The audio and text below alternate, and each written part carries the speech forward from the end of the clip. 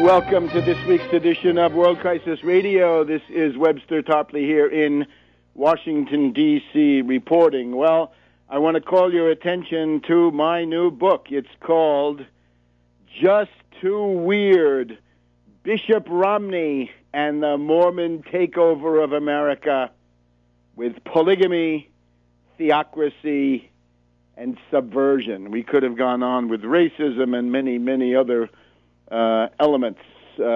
Freemasonry would be another one, but we had to limit it to that. So you can get this at progressivepress.com. I urge you to buy a copy right away, progressivepress.com. You can get a paper copy, which will be shipped now within a matter of days. And a matter of days means starting from today. It's Friday, the 12th of October. You get a paper copy in days. I think you can get an ebook right away. Now, the ebook price is low. It's $6.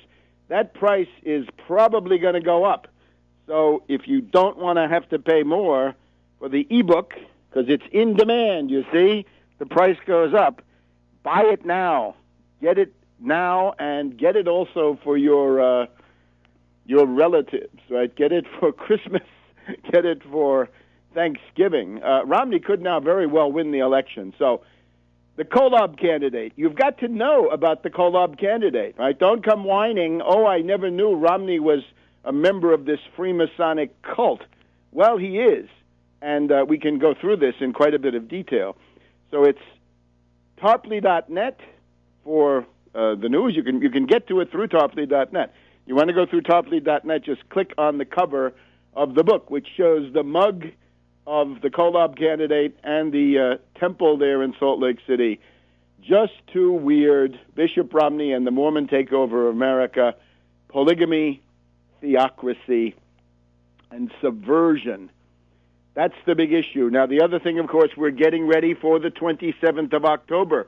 We've now got about 2 weeks before that key meeting. 2 weeks from tomorrow, in New York City, we're going to have the launch of the United Front Against Austerity. We've just had another statement on the world economy from the austerity ghouls at the International Monetary Fund.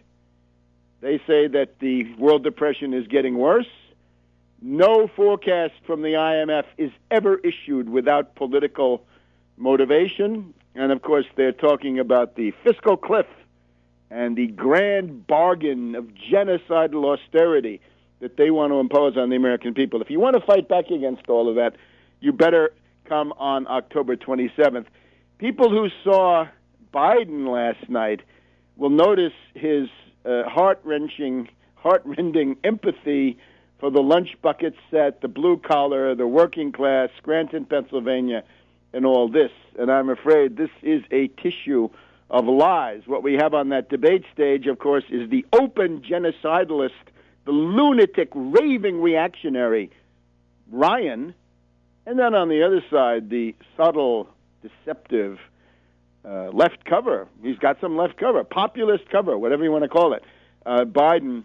But this ultimately converges on similar results, although not identical. And with Romney, of course, more open in the sense of, making genocidal austerity into a positive good rather than practicing it under a cloak. So if you want to fight back against that, if you don't want to be sucked in to the logic of these two bankrupt choices, if you want to register yourself as trying to create an organized, programmatic, fighting, class-based alternative to the bankruptcy of Obama-Romney, then the only place to be is New York City on October 27th. And let me stress, we want to thank INN Network, right? INN Network News, INN World Report, Lenny Charles there, 56 Walker Street. He is the person who has this auditorium. So we want to thank INN World Report. And actually one of the things that might come out of this is an attempt to get INN back on the air. So it's INN Network News. At one time, it was a daily television program competing with the pabulum you get from Amy Goodman and the Ford Foundation over there. But that's where it's going to be. So 56 Walker Street, Tribeca is the area, Canal Street, Lower Manhattan, from noon to 6 on the 27th of October. Now, we have to look at a number of things, and I guess we ought to go first to the campaign-related, which happens to be Benghazi. A striking series of revelations now. In the hearings that were held in the House Government Operations, I guess it was, House Government Operations. They call it now Oversight and Government Reform Committee. All right, that's what the Republicans call it since they've been in. But it's used to be Adolphus Towns, and it's now Darrell Issa. So they're trying to put out scandals against Obama with Fast and Furious and all this. So they had these hearings, and out of this, here's the finding. The Romney campaign is implicated heavily in both prongs of the September 11th quasi-October surprise. The Romney campaign is implicated in both prongs of the October surprise that they launched in the afternoon and evening of September 11th there in the Middle East. And we've talked about the first side of it, right? We just need to mention that again. The Islamophobia film is important. It is important, if only because these Republicans are running from it as fast as they can. Oh, it's not important. It's irrelevant. And why is that? Why is that? They say, well, it had nothing to do with Libya. Fine, maybe nothing to do with Libya. But wait a minute. There were demonstrations in Egypt, in Pakistan, in 25 other countries that were all about this film. And you don't have to see the film, right? You're told, go out and demonstrate. The West has come up with another Islamophobia film. So the film is a real factor. And the reason that the Romneyaks, the Kolob Brotherhood, would like to run away from this is because they helped to produce the film. And here's, of course, the way it goes. Don't look at poor little Sam Basile, the loser, the patsy, the ex-convict, the drug informant, whatever he is, put in jail now for violating his parole because he used the Internet. This is a poor little guy who got caught in something much bigger. The person who actually provided the studio and who got the permit for the filming is Joseph Nasrallah, like Basile, a Coptic Christian. Basile is, of course, Akula, and I'm sure he has other names. But the Copt that you have to look at, the Coptic Christian from Egypt you have to look at is Joseph Nasrallah, because he leads us to the matrix of this entire thing, both prongs, which is the Islamophobia network. Now, don't take my word for it. Take a look at this very interesting report that was put out by the Center for American Progress, and I guess that's pretty much mainstream, isn't it? Mainstream, yeah. I think it's some people from the Clinton administration who set this up, and they have money. The Center for American Progress, I think, is designed since Brookings has moved to the center-right. This is supposed to be center-left. And they put out this highly interesting report about the Islamophobia network. And it turns out the report on the Islamophobia network is practically a map to what happened on September 11th, 2012. We'll be back in a minute here on World Crisis Radio. Welcome back to World Crisis Radio. So we're reminding you, go to progressivepress.com, progressivepress.com. If you can't find it, go to it through tarpley.net. You can click on the cover of the book that we're talking about. Click on that on tarpley.net. Takes you to Progressive Press. Otherwise, go to progressivepress.com, Progressive Press of California. Get yourself a copy immediately of Just Too Weird, Bishop Romney and the Mormon Takeover of America, polygamy, theocracy, and subversion. And get ready, 2 weeks from tomorrow, from the 14th of October, be in New York for the launch of the United Front Against Austerity downtown near Canal Street, Tribeca, 56 Walker Street, I guess it is. And that's the INN World Report Auditorium, the INN Auditorium, and noon to 6. Now, the thesis is, we've just heard this complete blather about this Benghazi incident, and generally the events starting on September 11th of this year. Remember, 25 large demonstrations across the Arab and Islamic world, including in Europe as well. These were predicated on the Islamophobia film. The Islamophobia film is not the work of this poor little patsy, Sam Basil Nakula, but rather the actual facilities and the permit were those of Joseph Nasrallah. Now, Joseph Nasrallah takes us right to the heart of the matter, which is the Islamophobia network. And remember, you want to check this stuff out. It's a special report called Fear Incorporated. Fear Incorporated, The Roots of the Islamophobia Network in America, by Wajahat Ali, Eli Clifton, Matthew Duss, Lee Fang, Scott Keyes, and Faiz Shakir. Center for American Progress. And here we get the entire story, at least the main personalities, not the entire story, but the main personalities of the Islamophobia network, and also who pays them, right? Richard Mellon Scaife Foundation, Russell Berry Foundation. You can see it all in this report, the funders. And what we see here, they have an interesting list. The leading lights of the Islamophobia network.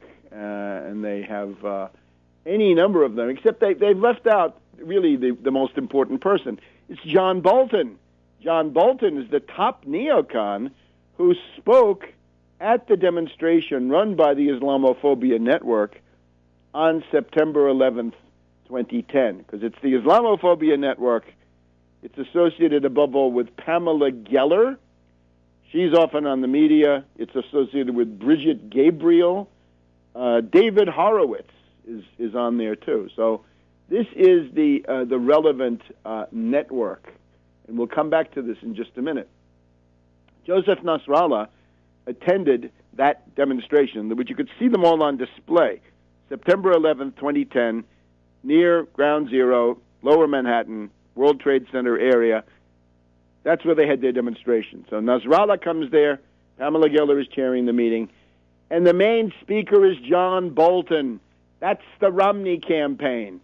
He's going to be Secretary of State under Romney. He is the leading neocon working with and for Romney. So we go really directly from Nasrallah to Bolton. This means to me that there is an implication that the Islamophobia network is heavily implicated in this Islamophobia movie, which is the atmospheric of the entire thing. In other words, something, an attack occurs on a U.S. embassy. Is it a robbery? Is it just a local bombing? Is it, who knows what it is? Well, in this case, with this film, you can explain to people, well, these are Islamic extremists, and then you can take it from there. So, Bolton is the Romney campaign. He's up there with Elliot Cohen, with Robert Kagan, with Dan Senior that we saw on television last night, with Ryan. Of course, he tells Ryan what to say. Every word out of Ryan's mouth on foreign policy comes from Dan Senior. Dan Senior was the spokesman for the indefensible, the U.S. occupation of Iraq, a debacle, a catastrophe, breaking up the Iraqi army, destroying the Iraqi state, all those American soldiers who died because of the rank incompetence, in addition to the raving aggression of Dan Senior. Well, he's up there spinning in the spin room for Ryan last night. Anyway, the Islamophobia film, you can see, is heavily, heavily linked to the Romney campaign. But now the news, this we knew before, This we had basically a day or two after the event. Here is now the news that comes out of the hearings. I suppose the first thing we should mention is that General David Petraeus, person we've devoted attention to, we actually expected Petraeus to be on one of the tickets, probably the Republican. We thought he might be a presidential candidate. We thought he might be a vice presidential candidate, and maybe he still is. Or maybe, as some say, he's headed to become president of Princeton now that Shirley Tilghman has departed, or will depart after, 10 years there. Petraeus told the House Intelligence Committee on, I believe, the 14th of September, 3 days after the attack, Petraeus told the House Intelligence Committee that it was a demonstration gone awry. It was a demonstration about the film that went awry. It got out of hand, and the RPGs came out, and the mortars came out, and it just happened that way. So I'm afraid that when Biden gets up there and says, demonstration is what the Intelligence Committee told us, well, Petraeus did tell the House Intelligence Committee that it was a demonstration that had gotten out of hand. Now, this already is something very, very interesting. What's he doing? Is he covering up for the CIA Mormon Mafia? He's covering up for the CIA for sure. Is he pushing Obama, Romney out on the limb so that they'll tell you this fantastic story about the demonstration? Well, we'll keep going with this. We'll continue our analysis. Now, concerning the CIA, in these hearings that we had, the hearings were on Wednesday afternoon. And again, it's the House Oversight and Government Reform Committee. So the chairman is the torpedo Issa, and also on this committee is a top member of the Mormon Mafia in Congress. Let's think of it as a seamless Mormon Mafia that goes from the Congress to the CIA to the FBI to the NSA to the State Department and so forth. And here we have Jason Chaffetz. Chaffetz is a surrogate for Romney, top member of the Mormon Mafia. So he's going to lead the charge in the middle of this hearing along with Issa. Back in a minute. Welcome back to World Crisis Radio. Remember, get your copy of Just Too Weird, Bishop Romney and the Mormon Takeover of America, Polygamy, Theocracy, and Subversion. Get it from progressivepress.com, progressivepress.com. Easy on the budget. If you act now, you can get it for $6 as an ebook.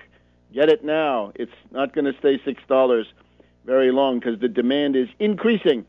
And, of course, we want to also remind you, October 27th is the day to be in New York City for the launch of the United Front Against Austerity. If you don't like this choice, the Hobson's choice between Romney and Obama, and who's going to like that, the alternative has got to be organized, and it's got to be hard-hitting, class-based, and programmatic, and that's what we're aiming for at this launch. So we've established that General Petraeus told the House Intelligence Committee, that guy Rogers, Republican partisan, 3 days after the attack, that this was a demonstration that had gone out of control.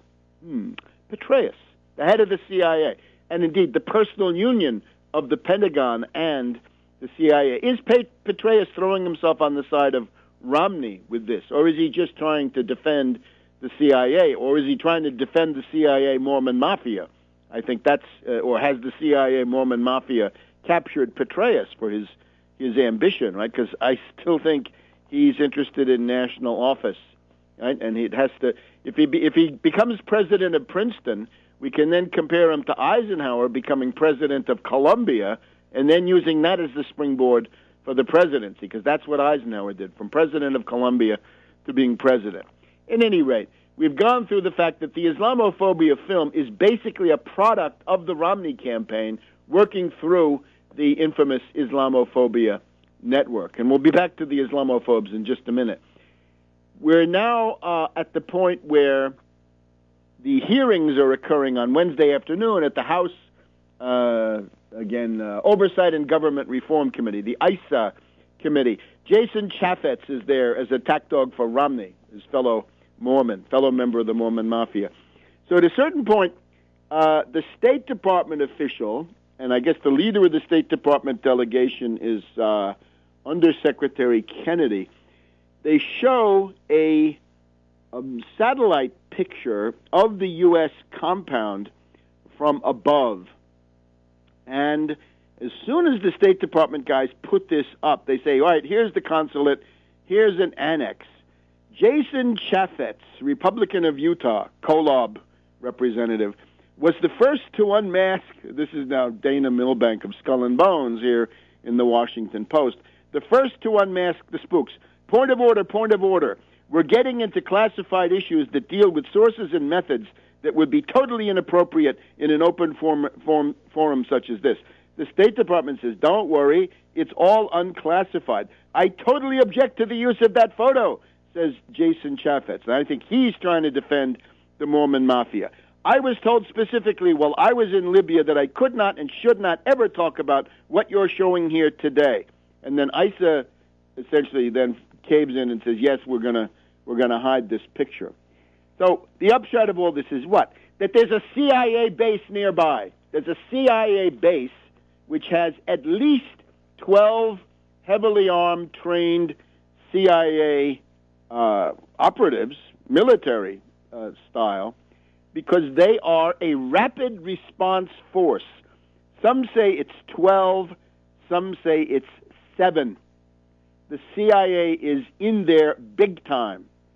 It may, according to one of the people in this hearing, we're not going to point out the details of what may still, in fact, be a facility of the United States government or more facilities. It's a CIA base, and we're told that it's the OGA, other government agency. This is a base of OGA. The OGA means the CIA. So here we have it. Now, this had been made known. The existence of the CIA operation there had been made known even by the New York Times several days in advance.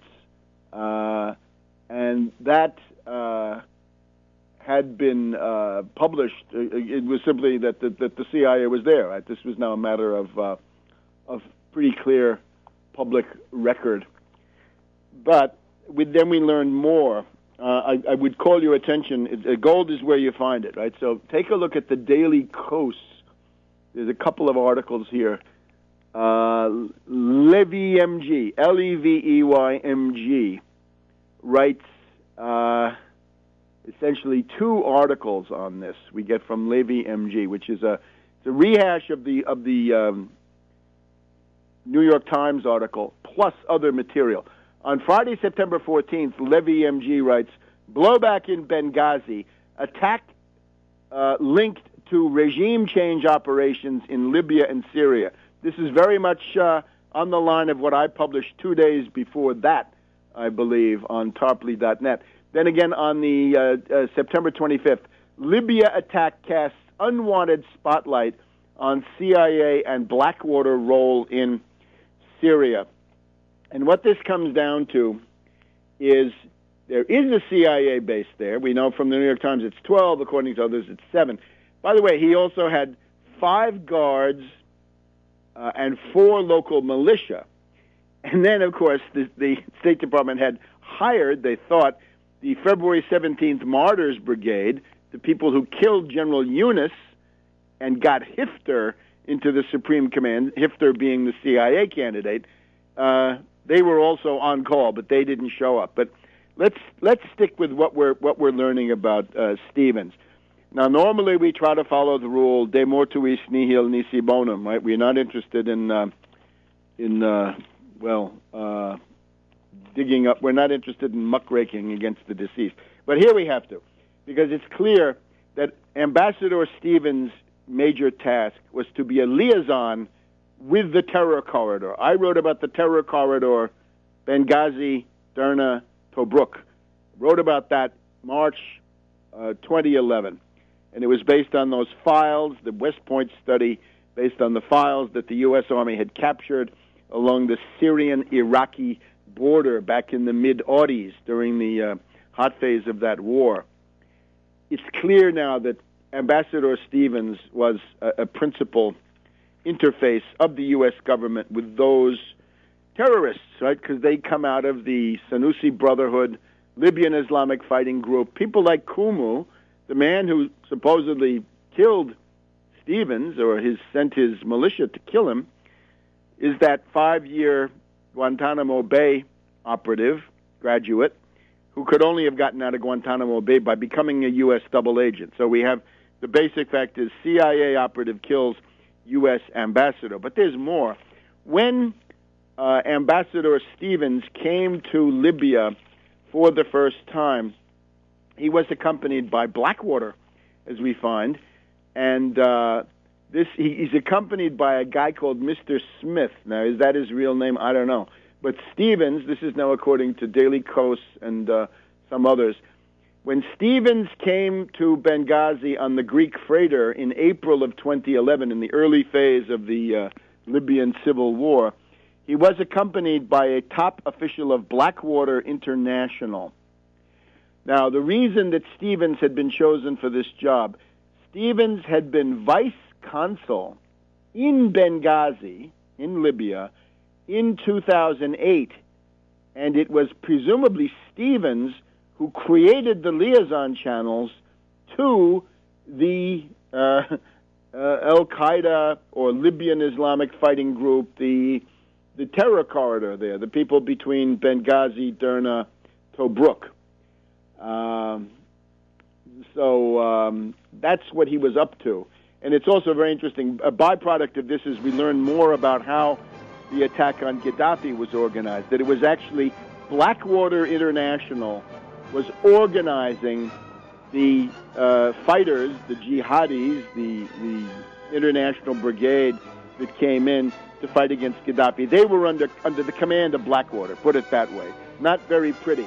We'll be back in a minute with more.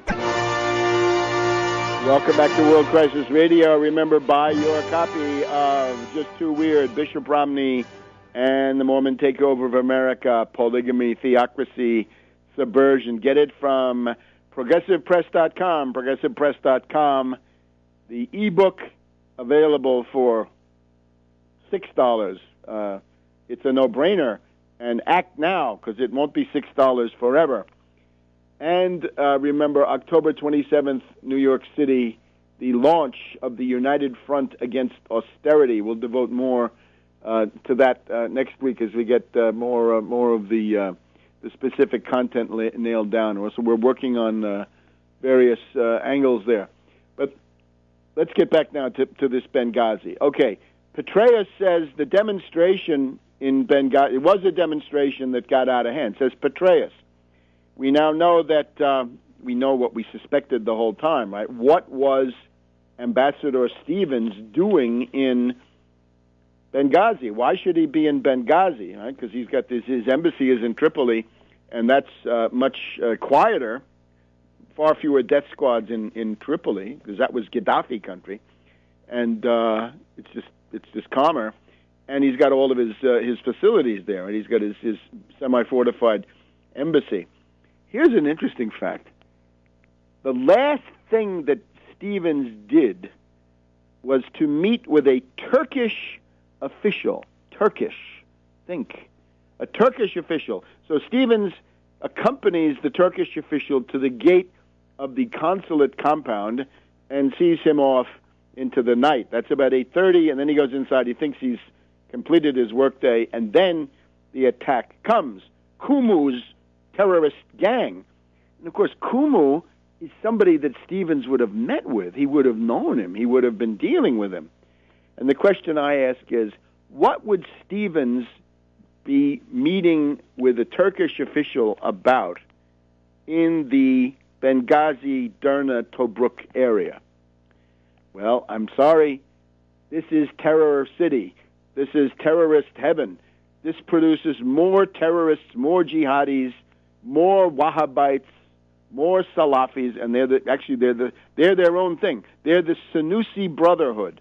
This was a guerrilla force used by the British in Egypt against the Italians and others. This was the basis of the King Idris regime.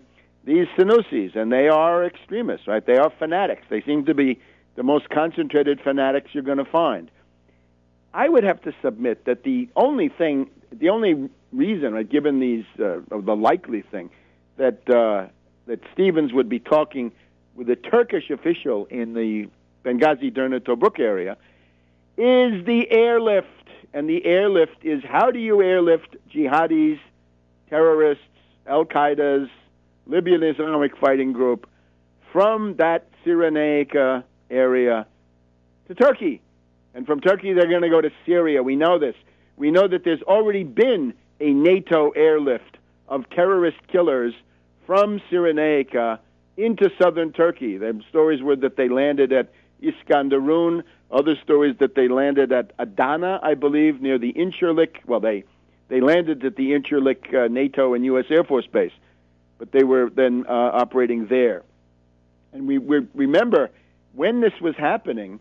We'll look at Syria in just a minute, but the Syrian death squads are in big trouble. They're collapsing. The Syrian army is quelling them now. They are in the last throes, apparently. Now, they'll be able to keep up a low to medium level guerrilla war for a long, long time. But in terms of attempting to seize control of Damascus or attempting to even control large parts of Aleppo, it looks like they're finished. So what would the U.S. be doing around September 11th?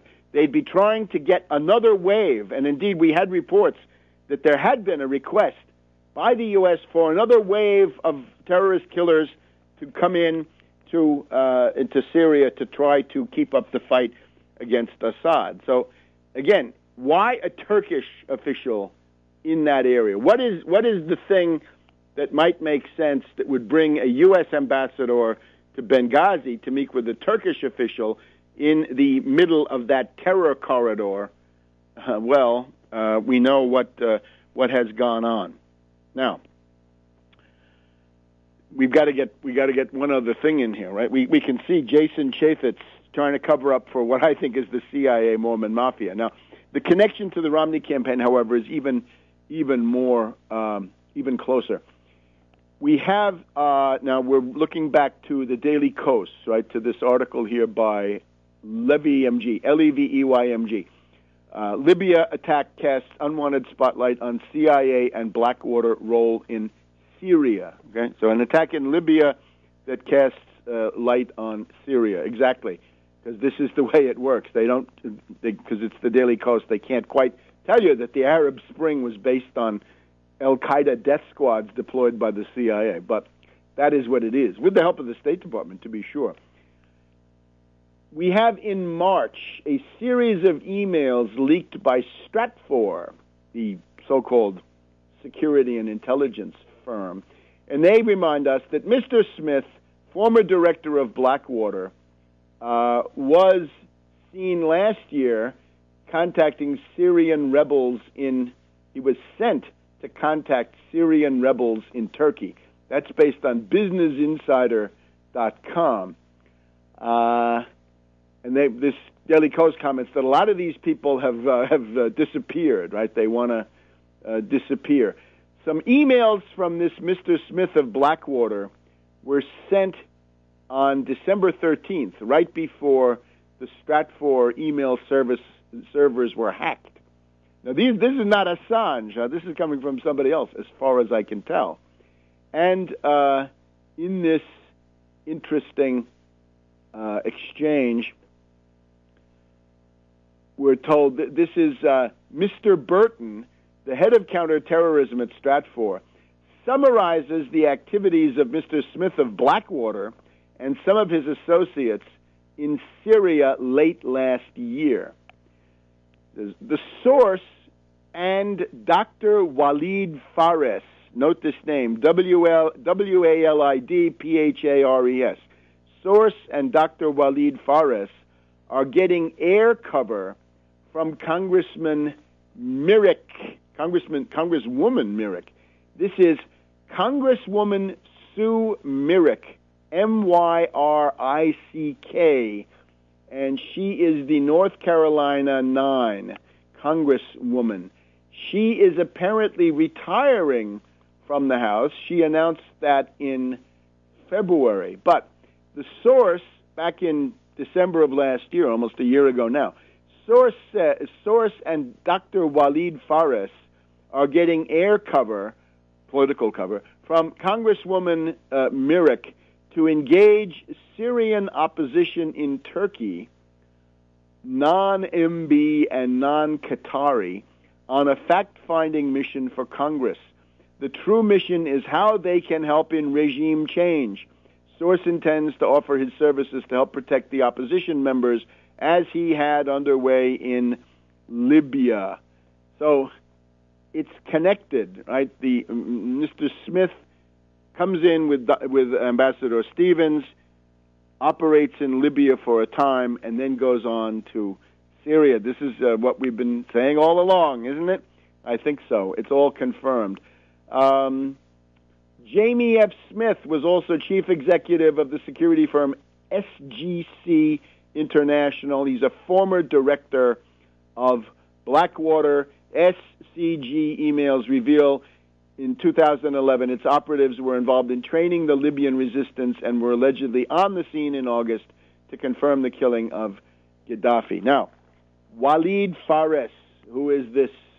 It's the Romney campaign. Here we have it on this side too. So he's in the middle of this stuff. Walid Fares is sort of the poor man's Fuad Ajami, or the poor man's Fareed Zakaria. He has, I guess, some kind of academic credentials, but he's a think tanker with a certain amount of academic, or the academic degree cover. And we'll be back in just a minute to wrap this part of the story up. Welcome back to World Crisis Radio. Webster Tarpley, Washington, D.C. Get your copy of Just Too Weird, Bishop Romney and the Mormon Takeover of America, Polygamy, Theocracy, and Subversion. Get it at progressivepress.com. Progressivepress.com. Paper copy will ship almost immediately. And ebook available, $6. Get it now. Won't be that price for too much longer. Quite sincere about this. This is the way it works economically. So get it now. And October 27th, New York City, at the INN Auditorium, INN World Report Auditorium, at 56 Walker Street, Tribeca, near Canal Street, south of Canal Street. We're going to have the launch of the United Front Against Austerity from noon to 6. Be there. You can look at the go through my website. Look at the top of tarpley.net. You'll see the logo of the UFA, UFAA. Click on that. Takes you there. Get all the information. I can't send the information individually to people. People who have sent me emails, go to tarpley.net. Look at the top. Click on that, and then you get the entire story direct. So, Walid Fares, right here. Just to refresh your memory about this. Now we've had an interruption here. Walid Fares. We're told now this gaggle of people who are associated with Stevens in setting up essentially the Transitional National Council and their army. Right, originally under Yunus, except he had to be assassinated to make sure that the CIA candidate Hifter got in. Here we find that one of these people, Mr. Smith of Blackwater and other firms, like Blackwater, I guess XE later on, Source and Dr. Walid Fares are getting air cover from Congresswoman Myrick to engage Syrian opposition in Turkey on fact-finding mission for Congress. True mission is how they can help in regime change in Syria and protect opposition members as he did in Libya. Now, Walid Fares, again, he's the cheap imitation Fuad Ajami, the cheap imitation Fareed Zakaria. and we have all kinds of profiles of him. He pretends to be an academic, but it's really a think tanker. He was, however, professor at the National Defense University. In military, the bullet heads like his stuff, huh? So he goes to the National Defense University. This is amazing.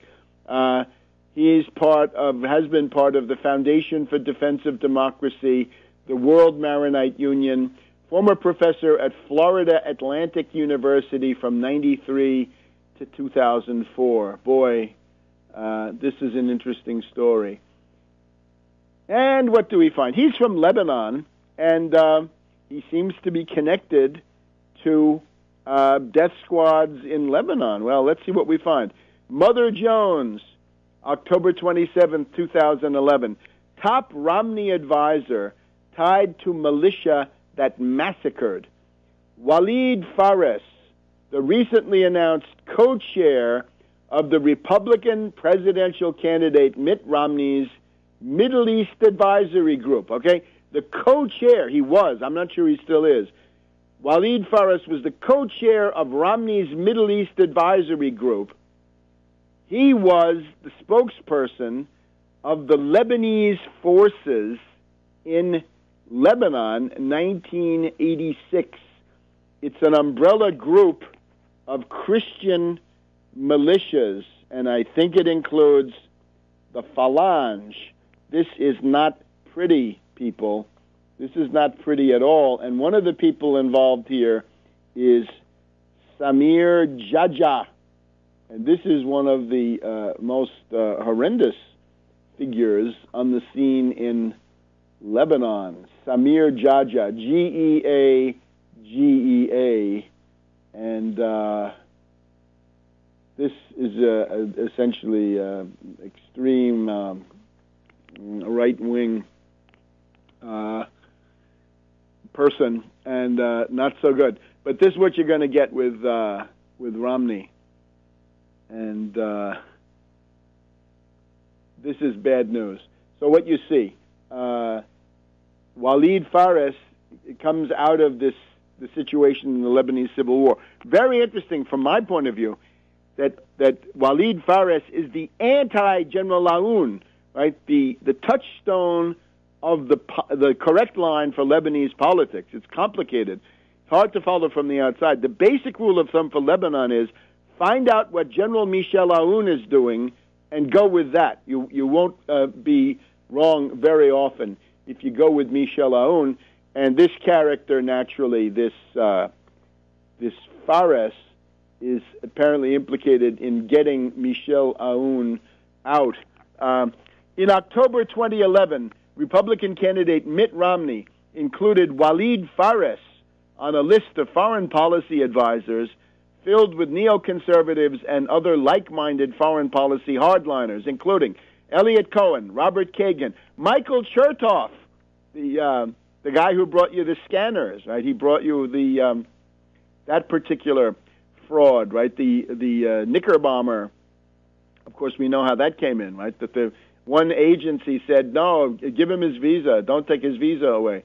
Michael Chertoff, Eric Edelman, John Lehman, Dan Senior, star of the debate spin room last night, Vin Weber, Paula Dobriansky. So you get the idea now. I know this is a lot of detail, but you're not going to get it anywhere else. That we have on the prong of the film, which is important because the film is the basis of 25 countries with demonstrations going to package the entire thing for world opinion. What the hell is going on? And then on the other side, the situation with Petraeus saying it's a demonstration, telling Biden what Biden then repeated. And, of course, parenthesis here, let's get Susan Rice fired after all this, right? Can't we please, Republicans, can you please demand that Susan Rice be fired? Can't you impeach her? You could also impeach Hillary. Hillary should be fired. If the embassy doesn't have sufficient security, the Secretary of State is responsible. And if there are lies being circulated, Susan Rice is responsible. Let's get them accountable for what they did, right? Rather than the White House. The White House was told by Petraeus what was going on. You can get Obama and Biden on many other things. You don't need to stretch it this way, because then you'll be letting off these others that we're saying. So what goes on? Petraeus says it's a demonstration gone awry. There is a CIA post there. There's a 7 to 12 man person CIA Rapid Response Force, and Stevens was meeting with the Turkish official. The killer is Gumu, K-U-M-U, Q-U-M-U, Q-U-M-U. This is the Libyan Islamic Fighting Group, 5 years training in Guantanamo. So to me, this is a pretty interesting package. Now, the people are walking in darkness. People don't understand what's going on. This is tragic, but there it is. That's the essence. Now, if anybody ever wanted to fight back on any of this from any quarter, they could do it. Now, let's shift gears now. We've spent, I'm afraid, a lot of time on this Benghazi situation, but after hearing this now from 99 million reactionaries, it is the Romney campaign. In other words, if you didn't like what happened on September 11th, that's the Romney campaign. That's their Islamophobia network that they control through John Bolton, and that's your man, your people in the CIA Mormon Mafia. Now, the broader context, of course, now is that these operations have brought us to, looks like, the brink of a regional war in the Middle East, right? The Syrian Airlines plane forced down in Turkey, it leads us to question the sanity of Erdogan, right? Whom the gods would destroy, they first drive mad. Maybe that applies to Erdogan. We'll get back to that in a minute. In the meantime, it's Recep resign before you start a Middle East war. Back in a minute. Welcome back to World Crisis Radio. Remember to get your copy of Just Too Weird, Bishop Romney and the Mormon Takeover of America. Get it from progressivepress.com, progressivepress.com, ebook available.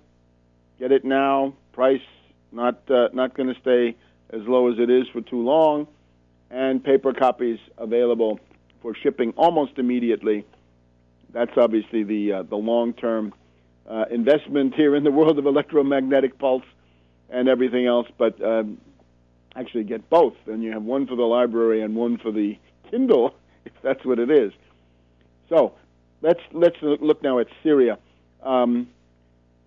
Most indications now are that the Free Syrian Army has been defeated. They've been smashed to some extent. We just had interesting reports this week that the Free Syrian Army has split into 3 parts, and we knew that there were 300 death squads operating under this vague umbrella of Colonel Assad, not a relative.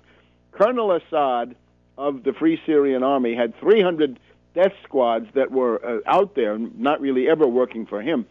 But now it's 3 separate groups, and apparently none of them, or maybe one of them at most, has anything to do with Colonel Assad. And the leader of one of these groups is a religious fanatic, a sheikh of the Sunni persuasion. So that looks very, very grim for the Free Syrian Army. And I think that explains what Erdogan is doing. Erdogan now sees his policy collapsing in front of his eyes. The word we had militarily from Syria was that the Syrian National Army, the real Syrian army, the patriotic one, was in the process of taking over the last neighborhoods of Aleppo held by the death squads. The death squads are now being driven out of Aleppo, and they're being mopped up in the countryside between Aleppo and the Turkish border. We also had this interesting incident last week or so when the Russian government was able to create this channel between the U.S. and the Syrian military and government so that the U.S. could be satisfied that the chemical weapons were totally under control, were not going to be used, and were not going to be taken over by terrorists. And this was the favorite pretext that was being advanced for possible attack on Syria. And at that time, the Syrian army sent out text messages to the death squad saying, your game is over, game over, you are finished. So we had the Syrian death squads, international ones, moved their headquarters. Colonel Assad moved his headquarters out of Turkey into Syria because he was so widely rejected and criticized and reviled. And so now we saw him on Al Jazeera with Anita McNaught, I guess, talking about how he was now on Syrian territory, but it's too little too late. There is no opposition. Politically speaking, it's a zoo, chaos, all that money, all those hotel bills, all those free meals for nothing, and the Free Syrian Army, they still have jihadis, they still have crazies coming in, but it doesn't get them anywhere militarily. At the same time, though, that's when Erdogan freaks out. And this is terrible for Turkey, right? Turkey deserves better. Turkey is a modernizing, progressive country, many positive features, but they should not dabble in this stuff. Now, Erdogan was sold a bill of goods, right? He's gullible. His ambition, his vanity got the better of him. Obama on the telephone every day. We'll make you our regional satrap. We had to get rid of Egypt, so now there's a new opportunity for you. It won't be Saudi Arabia. They're too weak. They're having internal troubles. It's going to be you in Turkey. And he bought this. And the neo-Ottoman ideology of Davutoglu played into it. All tragic. And then it turned out that he'd gone out on a limb that Syria was not going to collapse. And those promises were vastly overblown. I repeat my formal warning to everybody as the author of 2 books on Obama. Don't trust Obama. Don't believe a word he says. His method is deception and dissembling and fakery. That's how he's different from Bush to some degree. Now we've had a Syrian commercial airliner forced down by F-16s inside Turkey. This is now an international incident. This is an escalation which Turkey is very ill-advised to make. And I remember in the 19th century there was a Russo-Turkish war every 20, 30 years. World War I was probably the last big example of this. And this was bad for everybody, certainly very bad for Turkey, right? Turkey now, number 16 economically in the world. They'll be lucky if they're 100 if they start a war with Syria. So it's an absolute disaster. And for what? To overthrow Assad, which is a reasonable, orderly, existing government, in the name of death squads and crazies and these political hacks, opportunists, and adventurers of the Syrian National Council. They can't even agree on a figurehead so that they could have gotten much more loot, but they couldn't do it. There are a bunch of mental cases in that sense. So Erdogan is way out on a limb.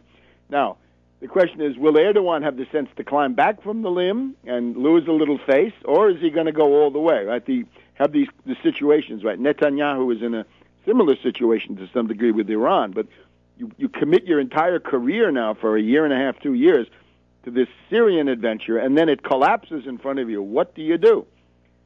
Well, first firing across the border, now forcing this plane down. Very stern moment when the Russian Foreign Ministry convokes the Turkish ambassador and says, we demand explanations. What have you done with our plane? Why did you rough up the crew? Why did you steal the contents, the cargo of the plane? Radar equipment, says Lavrov. Fine. Radar equipment is legal. It's dual use. Could be used at the airport, could be used militarily. This is none of your business. These are all transactions that Russia has with Syria. So Turkey is now in a grave situation. Now, Panetta says the U.S. troops are being increased in Jordan. It's not that the U.S. is sending troops to Jordan. It's that the garrison that the U.S. has there in bases, right, more or less secret, not very secret, will be increased. Now, here's the other angle, though. The 150 or so that are going to Jordan, are they there to look into Syria, or are they there to stop a revolution in Jordan? Because once it becomes clear that the NATO death squads have been defeated, that Saudi Arabia, Qatar, and Bahrain have been defeated inside Syria, this may blow the lid off the internal situation of those countries. Those revolutions may go into high gear. We'll be back in a minute. Welcome back to World Crisis Radio. Remember, get your copy of Just Too Weird, Bishop Romney and the Mormon Takeover of America. We've seen an episode of it happened in Benghazi, thanks to the CIA Mormon Mafia. There was a CIA rapid response team of at least 7 and possibly 12 components, a rapid response force that apparently failed to intervene to save the life of Ambassador Stevens. And now we got a double betrayal. One is that the CIA asset Kumu comes to kill him, and that the CIA rapid response team on the ground doesn't respond. CIA Mormon Mafia prime suspect. Who else? Cui bono, cui prodest. That's the method. And there it is. You have to know that there's a CIA Mormon Mafia. Read Just Too Weird, Bishop Romney and the Mormon Takeover of America, and you'll know the general outlines. It started when Brigham Young sent one of his sons. He had lots, of course, polygamist, right? 60, 70 wives. One of Brigham Young's sons was given an appointment, the Utah appointment, to West Point, the U.S. Military Academy. And they hazed him by making him drink, of all things, coffee. Okay. So, that's the Benghazi story. But now, concerning the Middle East, let's recommend one article here, Towards a Western Retreat from Syria, by Thierry Maison. This is VoltaireNet, and he reviews what we've talked about on the show. July 18th was the big offensive, right, the decapitation attempt, together with the television warfare. We exhaustively reviewed it. On September 26th, some death squad people, Al-Qaeda members, were able to penetrate the defense ministry in Damascus, and they had suicide vests on, so they killed themselves there. There was an attempt to attack the TV station and also the government headquarters and the airport, all coordinated by NATO, and some of them did blow up, but some of them did not work, and the overthrow of the Syrian government has not occurred. So right now we've got the diplomatic offensive initiative passing to Lavrov, and the idea is to convince the NATO people that it's finished, and that what they have to do is pick peaceful coexistence with NATO. Now, speaking from my point of view here, very hard to do because of the mad dog imperialists that rule the town. Obviously, with neocons, you're dealing with absolute mad dogs, and when you've got the Brzezinskyites that are running the show now, these are, 7 or 8 on a scale of insanity, and they all would argue that you dare not lose face. Another interesting thing is the Collective Security Treaty Organization. Russian Federation, Armenia, Belarus, Kazakhstan, Kyrgyzstan, Tajikistan. They're preparing peacekeepers. Now, this would be constructive.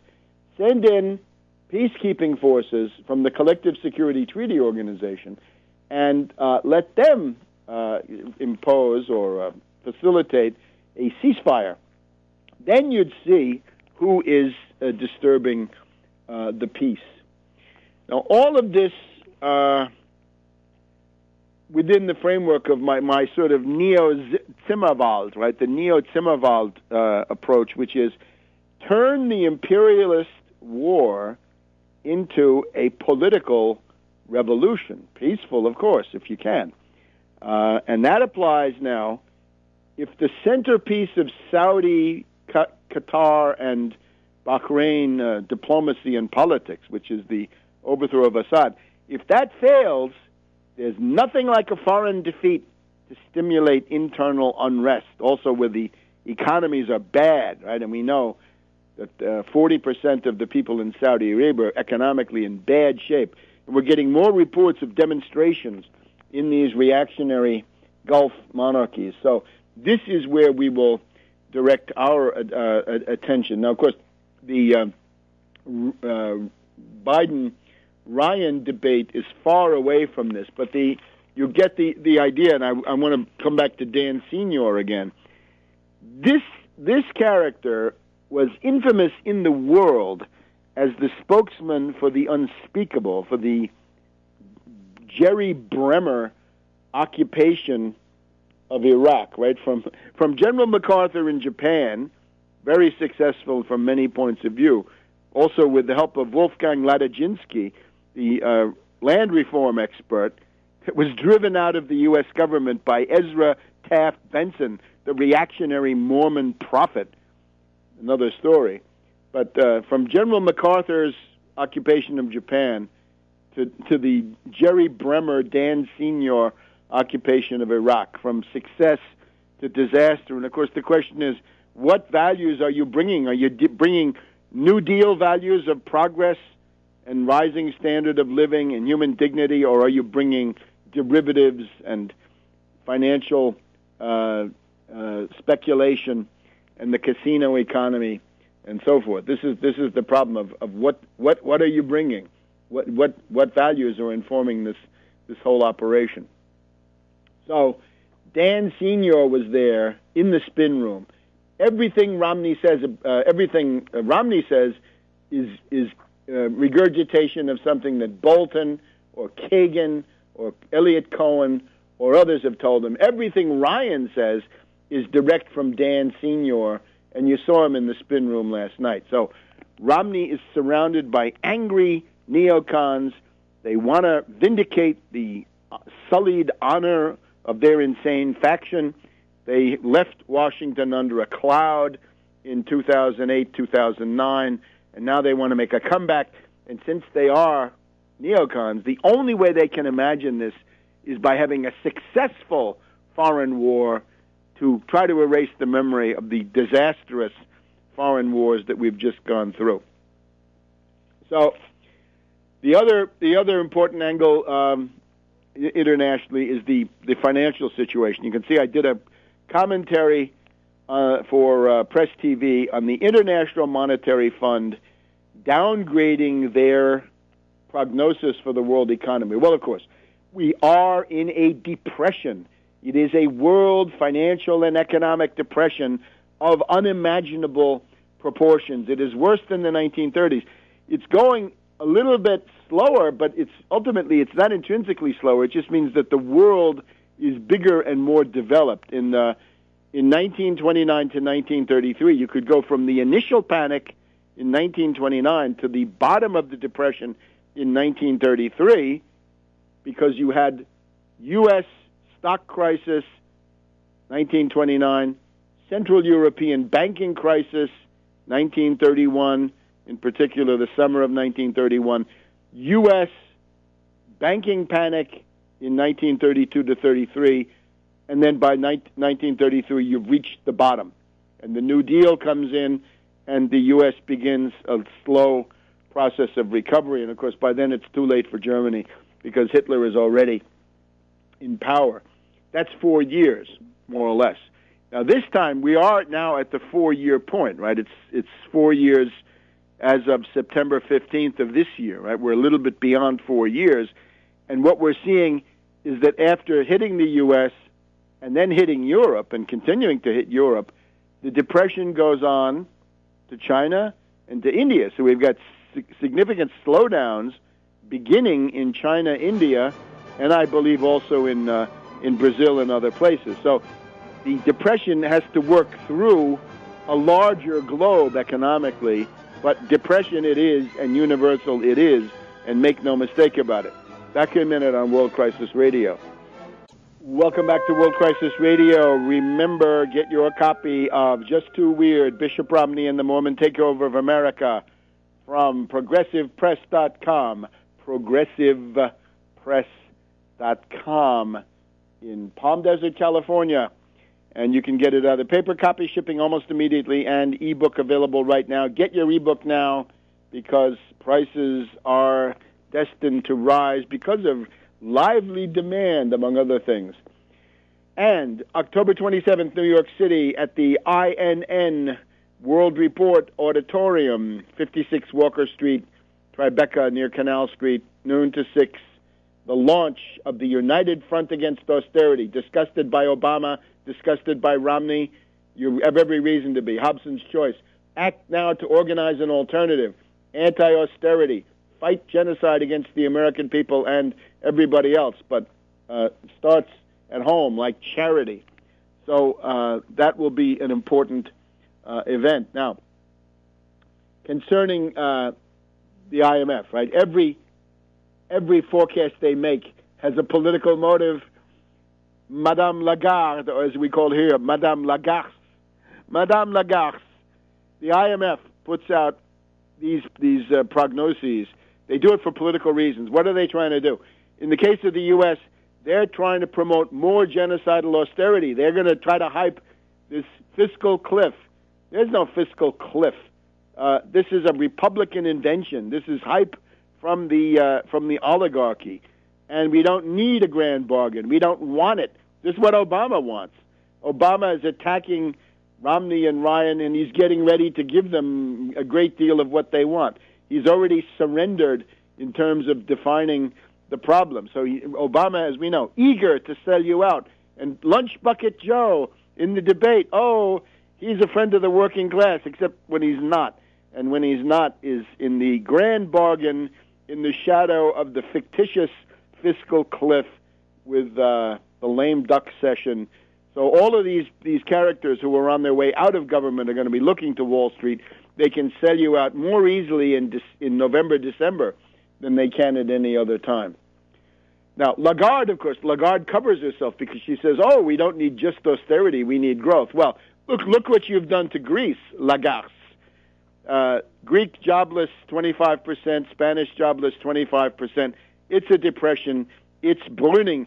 We're even told now that the Red Cross has 300,000 cases of people in Europe, right? We're back to, post-World War II in Europe, and this is, of course, tragic. However, how did we get here? Look, what I saw interesting examples of right-wing insanity, which is that smashing the euro is a defeat for the globalists. It's not. Wrong. The policy of the globalists is what? Secession, microstates, mini-states, subdivision, balkanization. You get it, right? It's partition studies. It's to bust up the existing, whatever the existing political, military, or economic units are. It doesn't matter what they call themselves. To smash those into pieces so they cannot resist. The crazy quilt will be back. The Holy Roman Empire map, the crazy quilt, will be back. The patchwork, no good.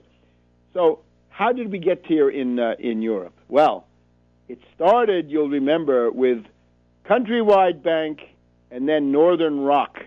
And that was in 2007. That's 6 years ago now. The bankruptcy of Northern Rock, the large one, when Countrywide was, of course, a fairly substantial entity, but not a big money center bank. Northern Rock got pretty close to that area.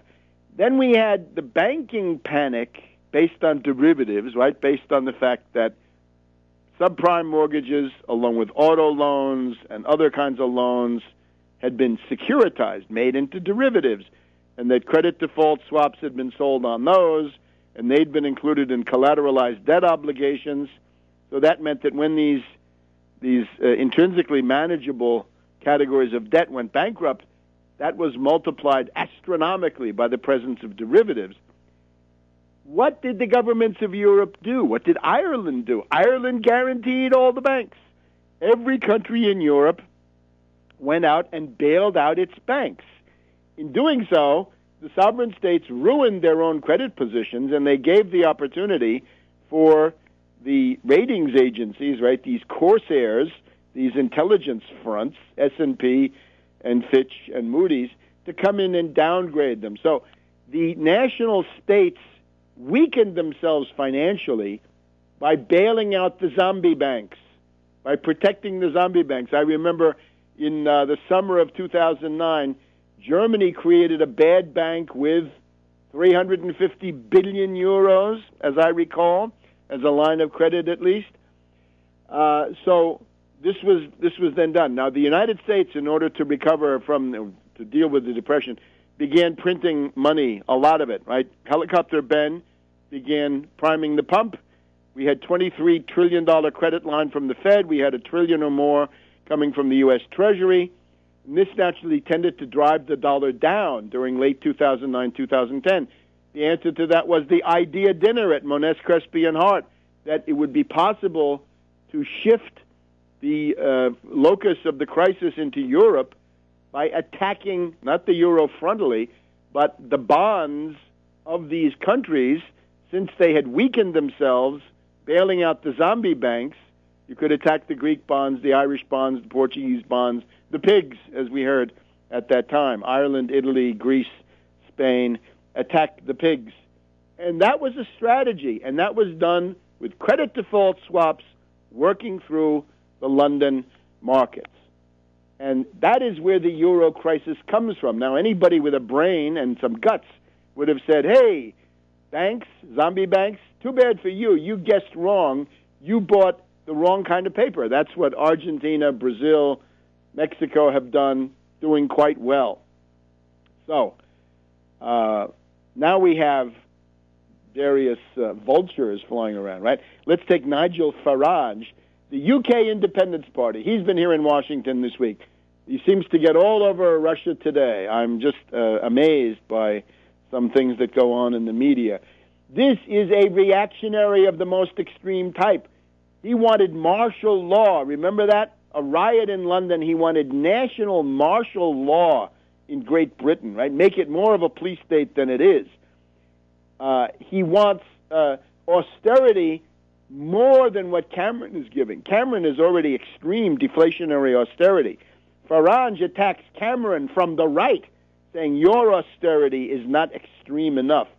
So we got a whole bunch of people saying the euro is now going to break up. Nigel Farage, Jimmy Rogers is undoubtedly short the euro, and so forth. This simply will not work. I would compare it to the following. You know, we had the problem of slavery here in the United States. This may be not a well-known comparison, but the abolitionists in the United States, the people like William Lloyd Garrison, said, oh, the American Union is tainted by slavery, therefore we destroy the Union. Let's leave the Union, let's kick the Confederates out, or we'll leave it.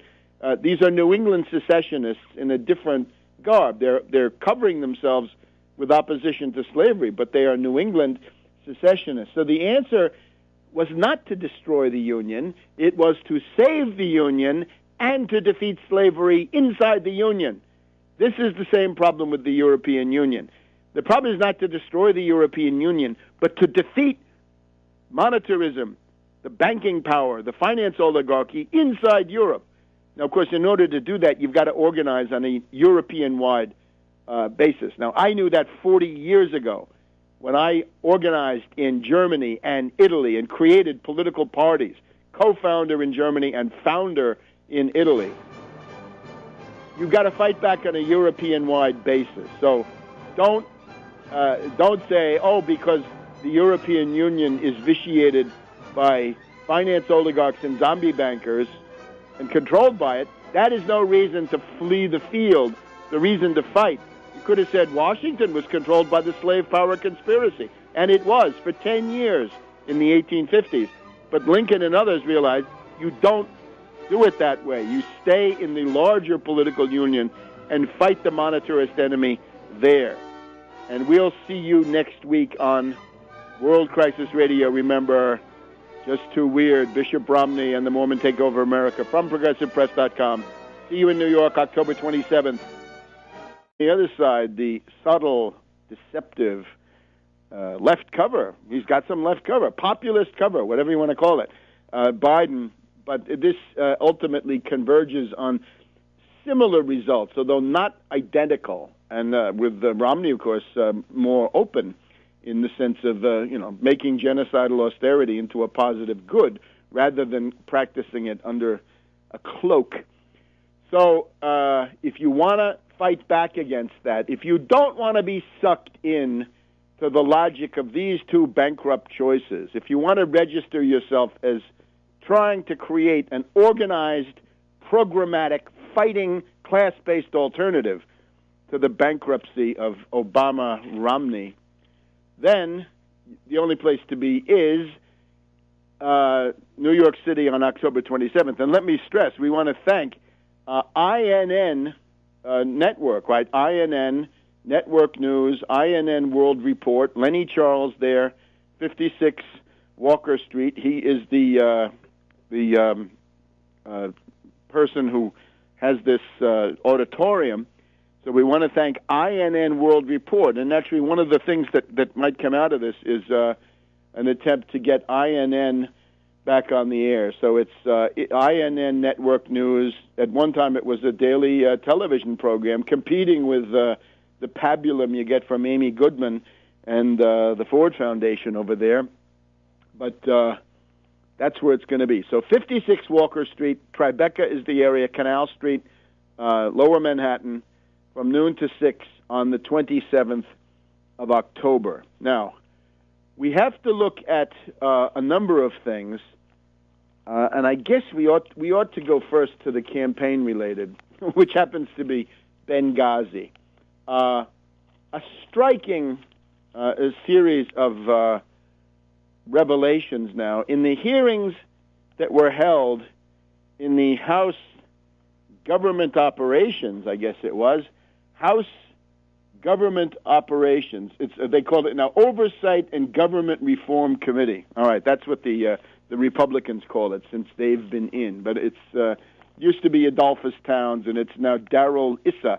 So they're trying to put out scandals against Obama with Fast and Furious and all this. So they had these hearings, and out of this, here's the finding.